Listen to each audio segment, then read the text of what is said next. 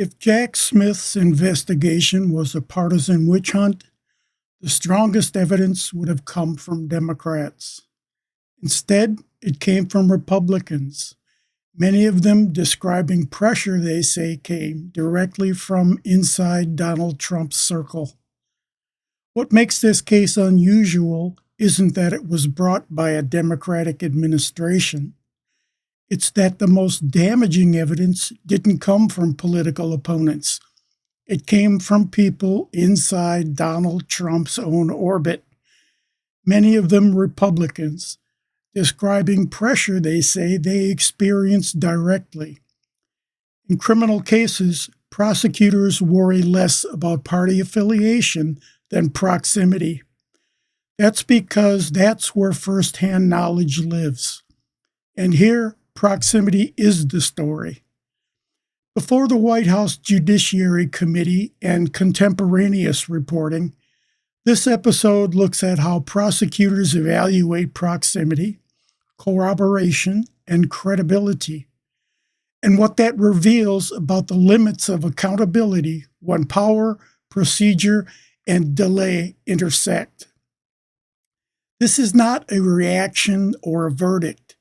It is an examination of how the justice system works in practice, what the evidence actually shows, and why even strong cases can expose the boundaries of what accountability is able to reach. On December 17, 2025, Special Counsel Jack Smith testified behind closed doors for more than 8 hours before the House Judiciary Committee, a session later reported by CBS News and Politico. During that testimony, Smith defended the scope and evidentiary basis of his investigation, telling the committee that his team had developed proof beyond a reasonable doubt supporting the charges related to Trump's efforts to overturn the 2020 election.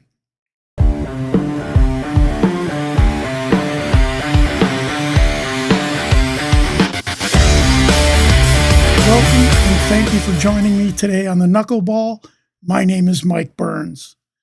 What matters next concerning Smith's testimony isn't just the standards Smith invoked, it's how his team says they reached it.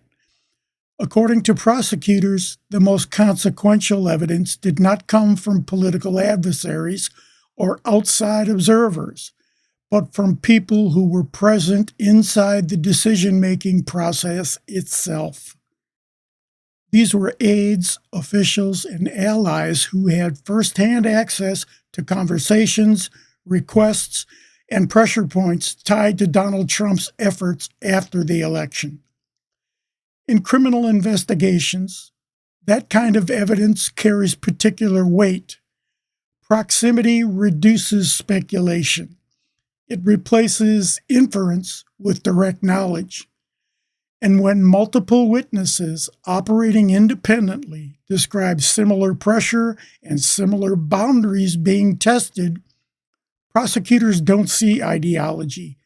They see corroboration. He also addressed his separate investigation into Donald Trump's handling of classified documents at Mar-a-Lago, though portions of that testimony were restricted due to grand jury secrecy rules and court orders limiting what could be discussed. Smith's testimony was prompted by a subpoena issued by House Judiciary Committee Chairman Jim Jordan.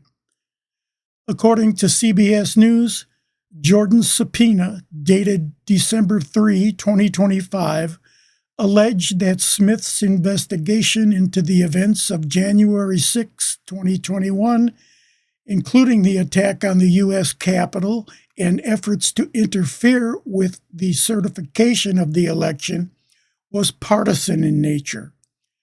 Republicans have argued that both the January 6 investigation and the classified document case represent a broader weaponization of the Department of Justice against political opponents of the Biden administration. Smith addressed those claims during his testimony, Footage of that exchange, obtained from the House Judiciary GOP YouTube channel, is part of the public record.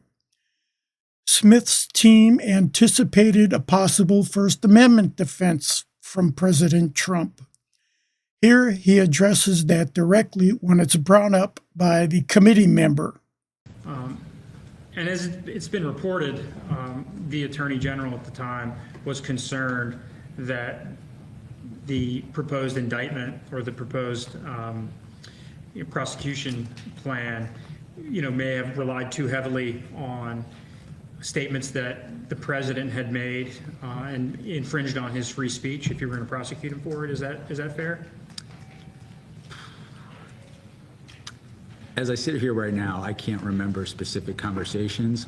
I do remember that we knew that a sort of First Amendment defense would be part of the case. And I think when I mentioned to you earlier about how to frame the case, we wanted to make clear that this was not about trying to interfere with anyone's First Amendment rights, that this was a fraud. And as you know, under Supreme Court precedent, fraud is not protected by the First Amendment.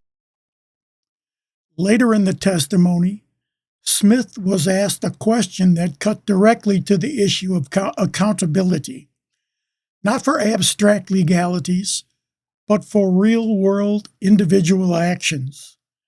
The question focused on telephone calls or toll records and who is accountable for those records being obtained. Smith said in his testimony that he and his team laid that blame on the president's actions. To the extent members of Congress and senators are up in arms that this happened to them and they're seeking accountability, who should be held accountable for answering these questions? Well, I think who should be accountable for this is Donald Trump. These records are people, in the case of the senators, Donald Trump directed his co-conspirators to call these people to further delay the proceedings. He chose to do that. If Donald Trump had chosen to call a number of Democratic senators, we would have got toll records for a number of Democratic senators. So responsibility for why these records, why we collected them, that lies with Donald Trump. Well, I understand that's your perspective, but Smith's answer doesn't assign guilt. It assigns responsibility. And that distinction matters. What's notable about that answer is what it does and doesn't do. Jack Smith does not criminalize every person who received a call or felt pressure. Instead, he draws a line of responsibility upward. If individuals acted because they were pressured, directed, or induced to do so, Smith makes clear that accountability does not stop with the messenger. It rests with the person applying the pressure, in this case, Donald Trump. There are many redactions in the testimony that was released after the committee voted to make it public. That's worth noting, but it's also worth understanding what redactions mean in this context. Redactions and unnamed individuals are not a weakness in an investigation. They are procedural reality and often a sign that a case is being handled conservatively. This matter has not been resolved, and not every witness is a defendant. In federal investigations, withholding names can protect uncharged individuals, preserve ongoing lines of inquiry, and comply with grand jury secrecy rules. What matters legally is not whether every name is public, but whether investigators have access to the full record. Redactions limit what the public can see, not what prosecutors can evaluate. What emerges from this record is not the absence of evidence, but the presence of constraint. Special Counsel Jack Smith's testimony, the witness categories, and the corroboration described throughout this investigation all point in the same direction. Accountability in the American system is not triggered by belief, outrage, or even consensus. It's guided by procedure, timing, and institutional caution. That's the limit. Even when prosecutors say they have developed proof beyond a reasonable doubt, accountability still moves very slowly. It moves through the courts, not the headlines. It's shaped by secrecy rules, redactions, appeals, and delay. And in cases involving extraordinary power, these limits are not a flaw. They are in the system operating as designed. This does not resolve the question of guilt, however, but it does clarify responsibility.